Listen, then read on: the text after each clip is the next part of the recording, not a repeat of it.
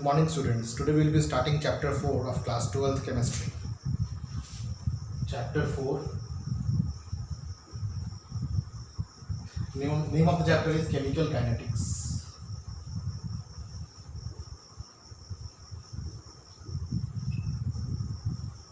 What do we study in chemical kinetics? We study about speed of a chemical reaction,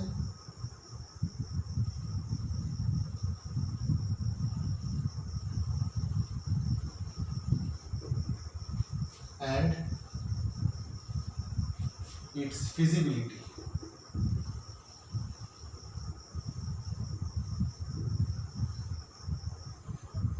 Basically, we study these two things.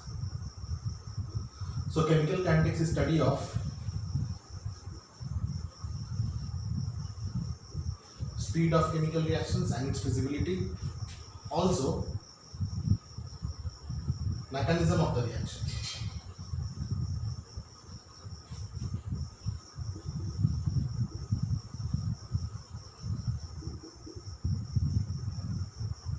Assuming that your vocabulary is as good as mine, let me make a few clarifications of a few chemical vocabularies used here.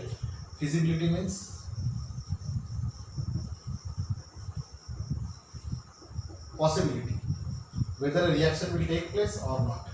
It is not that all the reactions keep on taking place and any reactant you add, it will take place. And if it takes place, if the reaction takes place, then at what condition the reaction will take place. Example, in the atmosphere you might have seen lots of hydrogen and oxygen is there, but are they forming water? No. But when you will fill up hydrogen gas in a balloon and you will lit it, then it will form steam as H2O. Or if you fill up the hydrogen gas inside the soap bubbles and you bring a light or bring a flame near it, then it will form a pop sound because it will burn in presence of oxygen. So for any reaction to take place, either you need to give some external pressure or external temperature or heat or light. So some kind of trigger you have to give for a chemical reaction to take place. Another trigger for the chemical reaction is its concentration. Certain reactions takes place only when it is in a particular concentration. In small concentration, they may not react because at a particular concentration, the reaction may be in equilibrium. So the reaction will not seem like moving forward or backward. So the reaction can move forward or backward when their concentration is changed, which you might have studied in chemical equilibrium in class 11th, which you can relate now. So the two things which we study, or three things which we study in this is the speed of chemical reaction, mechanism. What is the meaning of mechanism?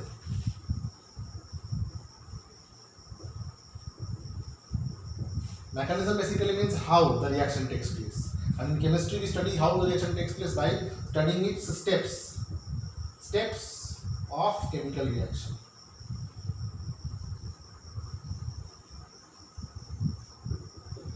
So today we will be having an introductory discussion about chemical kinetics. This will be an introductory discussion. So when you study about the mechanism, that means the steps in which the chemical reaction takes place, then certain chemical reactions can take place in which only one reactant can be there. Certain reactions can take place in which two reactants can be there. So the number of molecules in a chemical reaction is called as its molecularity. Molecularity means number of molecules taking part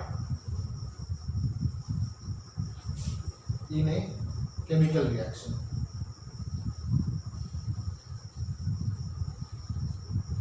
Now let me introduce a new word. Instead of speed, we can write rate. How do we find out speed of any object? Let us come to physics little bit. When we studied about speed, we studied that speed is nothing but time rate of change of position. Time rate of change of position is called as speed. That means time rate of change of distance. When you change position, that means you change distance. So time rate of change of distance is speed. Similarly, time rate of increase in the product or decrease in the reactant is called as rate of reaction. So rate means time rate of increase in product at the cost of time rate of decrease of product, decrease of reactants. What I mean by saying this is that say if reactant R is becoming product, then with advent of time, as time will advent, reactant will become lesser and lesser and product will become more and more. So if I draw a graph of time versus concentration of reactant or concentration of product, so I can write like this. Say if I am writing with if I am writing with red, then reactant, R is reactant and P is product. So with advent of time, as time will increase, when you allow the reaction to take place and if the time will increase, then what will happen? If the reactant was at this concentration, so this is zero concentration, this is the highest concentration or initial concentration, the reactant's concentration will decrease, and if I take P as product and if I color it with some other color, say if I take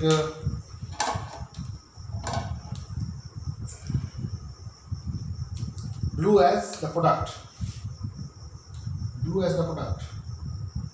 then as time will increase, product will increase.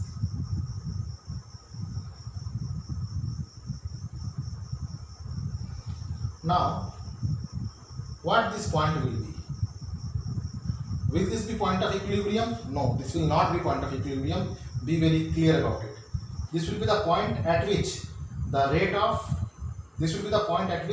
the concentration of reactant and product will be same and time will be same, so their rate will be same.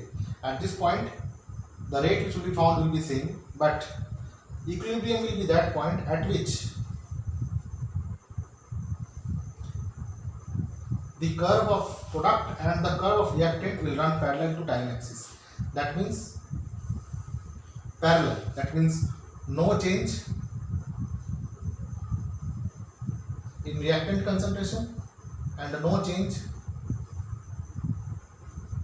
in product's concentration. So the point at which it will start will be called as point of equilibrium.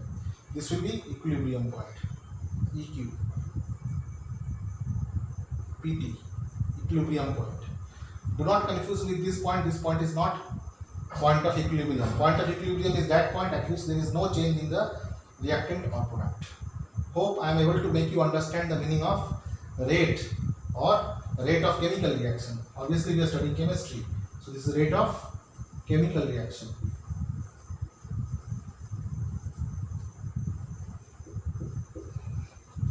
So in my next slide, I will be coming to the rate part now, and I will be describing about average rate of reaction and instantaneous rate of reaction.